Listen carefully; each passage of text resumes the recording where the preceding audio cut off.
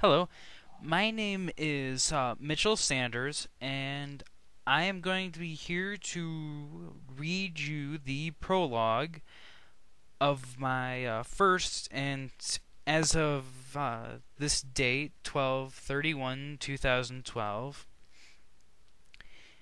my only book called The Blessed, written under the pen name Alan G. Davison.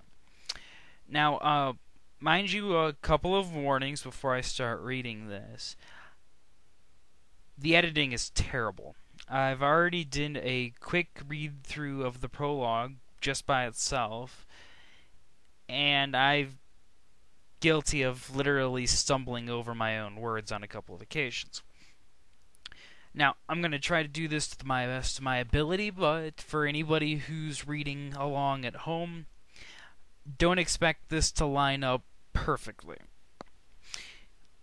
And, well, outside of that, I'm just going to have a little bit of fun. I'm basically doing this on request from a friend of mine at work who really thought it'd be a good idea for me to actually read it off.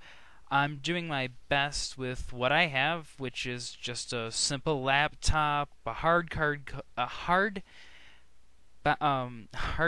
copy of the book, and a basic microphone attached through a headset. So I'm going to do my best with what I have, and if you enjoy it, I do intend to put up more readings up on YouTube until hopefully I'll have all over 427 pages written out, read out loud. And hopefully someday I'll be able to come back to this book and fix it up good and proper. Not fix it up in the sense changing characters, but more in the sense that I would like to get this thing truly edited and fixed up and, well groomed. I digress. Here is the prologue for The Blessed, written by yours truly. A war-torn world is all I see through my scarred face, cast aside from my paradise as my body slowly begins to fail me. My child, my love, it is all that I have. However, with the residue, I fear it will be a stillborn, as the world around slowly eats at our bodies. Dear, we will find a way. If not for us, but for our only child, said a woman as she patted her belly under the rags wrapped around her. Her long black hair slightly obscured her reddened and crumbling face. She too was slowly losing her body. Each time we are forced farther away from home, it gets worse, then pushed again. These lands are near barren, hardly inhabitable, for even the most blessed of people. Blessed, a word granted to a small group of people, a growing number of people that still look normal. Even rarer, a person with special power or talent would crop up from them. The source of this blessing was called Residru. Residru was the name of an energy source that had swallowed the land about 100 years ago. It was claimed by the teachings of Kami that those who believed in him would become blessed, and those gifted with true sight would be given power. The man, wrapped in rags, spit on the ground in disgust. He believed, but that energy source was now draining him and his family of life. The warm, harsh wind gusted into them as his wife tried to keep her hair out of her face. Her sunburned hands went to her hair, using a tie to put her long hair into a ponytail. "Do you think our child will pull through?" she asked, concerned as her hands went back to her swelling stomach.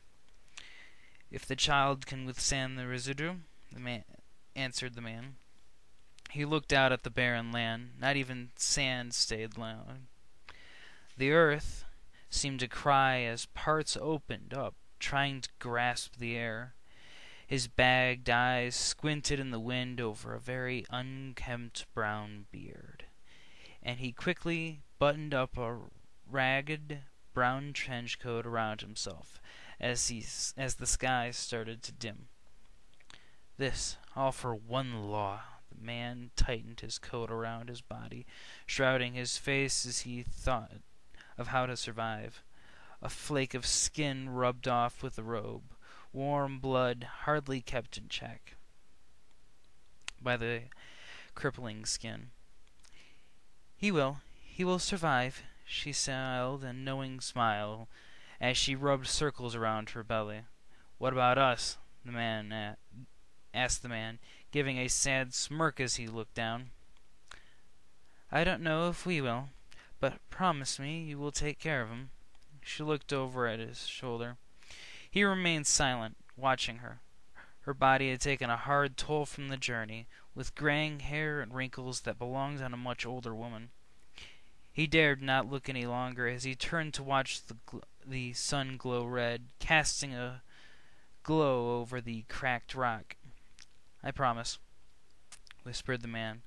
The woman turned away and felt the left side of her face. There was nothing but bone lined with dried blood and a thin sheet of skin. The world was changed. What was once a living continent became a hell no man could ever imagine.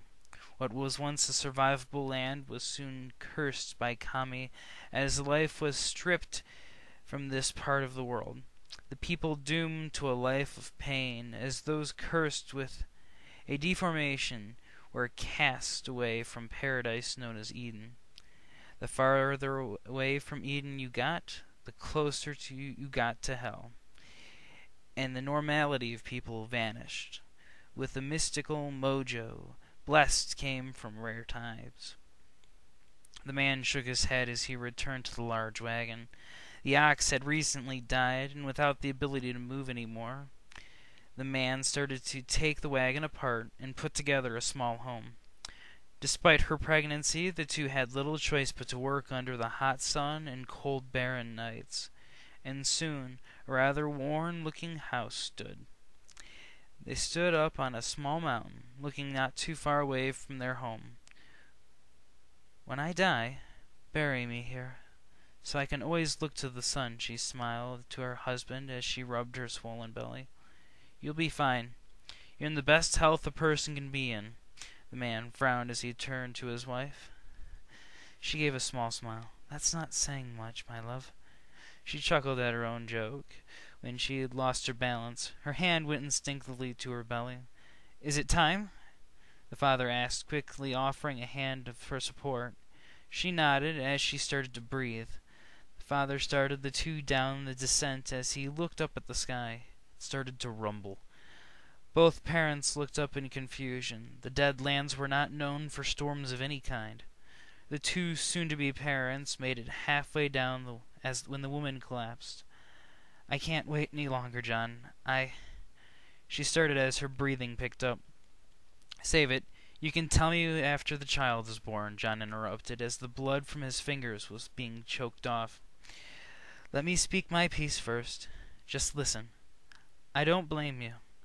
You were just trying to help a friend. It was never your fault, she said, smiling. Ah! She cried. Please, whatever happens, don't let that hate eat you up. Your child will live on. I know it. Please take care of him, she pleaded. Promise me. You'll be here to help, so stop talking like this is the end, he urged, as he held her hand up to his face. She smiled as the childbirth breathing gave into soft screams. John put the crying infant in the mother's hands. He's a boy, he said, smiling, and in one piece. The father gave a weak smile. My little boy, my blessed little day, and she cooed as her heart started to slow.